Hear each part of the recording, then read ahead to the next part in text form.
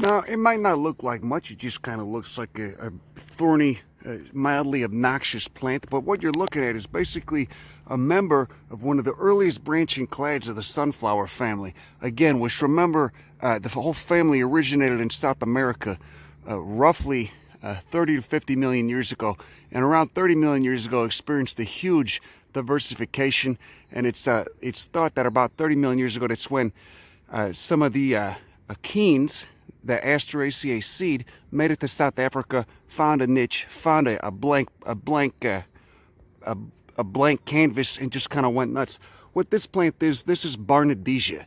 And this is remarkable for Asteraceae, not only in its morphology and the fact that it's kind of this scandent vine thing with thorns on it, which not a lot of asters are, but for the fact that it's got some of the morphological traits as well as the molecular traits that distinguish it as one of the earlier branching clades. This is a branch on the aster family tree that broke off and started shooting laterally very early on, while the rest of the tree kept growing upwards. And if you could think of it, if you could follow my metaphor, and diversifying.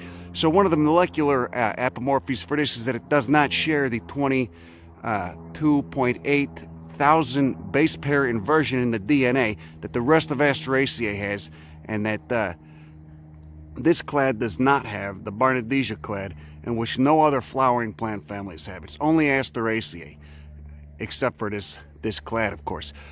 In terms of morphological apomorphies, what you're looking at is you got this long extended capitula. That's the capitula, right? And the involucre is all these phyllaries, right? You can see this on a sunflower too, but on a sunflower, it's wide, and this is nowhere near as elongated. There's like a 2-inch long capitula.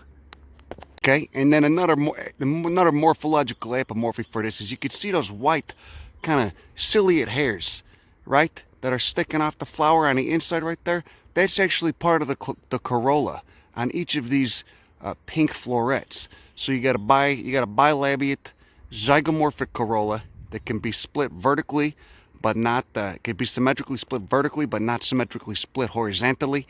And that's an apomorphy that well, some of the other asters have it too, but certainly all the Barnadesia clade have it. And they have it's a really weird corolla shape. So they got each individual floret. Remember, an aster flower is composed of many florets and many individual flowers.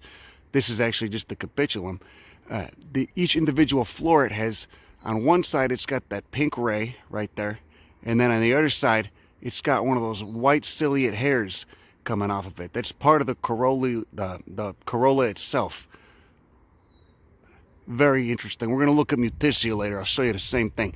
This species is Barnadesia jelskii, or Jelski. It might just be Jelski. Either way, it's from the east slope of the Andes. It's adapted to parched shade, and I believe they get a lot of rainfall on its side. Okay, and this is actually a first for me. I'd never seen Barnadesia seed. Here's an achene. You can see the pappus, which is basically the dandelion hairs. You know, dandelions are what made the pappus famous. You can see the pappus on top there. These did not get pollinated for whatever reason. I'm not sure if they're dioecious or monoecious. They are pollinated by hummingbirds, as you could tell by the fact they're so tubular and pink. Most pink flowers are pollinated by hummingbirds or butterflies, as true insects don't see that color. But look at this involucre when they open. Got a nice dispersal mechanism there. Look at it. Look at how big that pappus is. Just waiting to get picked up by the wind. So you can see that involucre just opens up. Receptacle dehisses all the seeds. How many seeds you got in there? What, between 10 and 20? Not as many as a sunflower, but a lot. And it just produces prodigious amounts. Even the involucre is beautiful on this thing. Look at that. A lot of diversification in that family.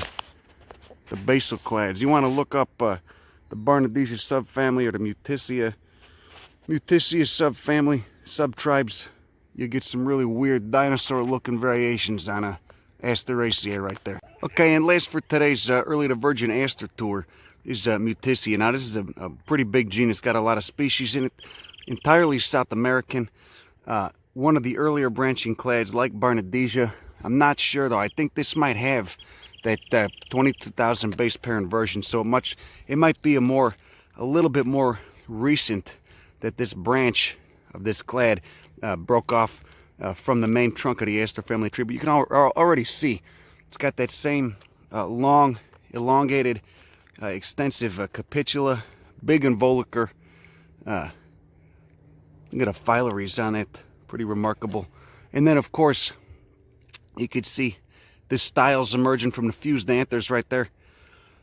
They're not quite open on this one, but down here on this older one, you could see they've already, they're in the female phase. They're already making it that characteristic Y, that branching bug antenna shape, meaning that they've already presented the pollen and the stigmas open up. Remember these styles, that's a female part, which is very odd for a flower. Most flowers, in terms of angiosperms, when they got those exerted parts, maybe they got one style, one stigma, and then a bunch of stamens and anthers, the male parts. Not so with Asteraceae. The male parts are all fused inside the fused anther column, and you just got the style popping out doing a secondary pollen presentation. Nice. This is Mutisia. I forget the species. Got to look at the tag. Also from Chile.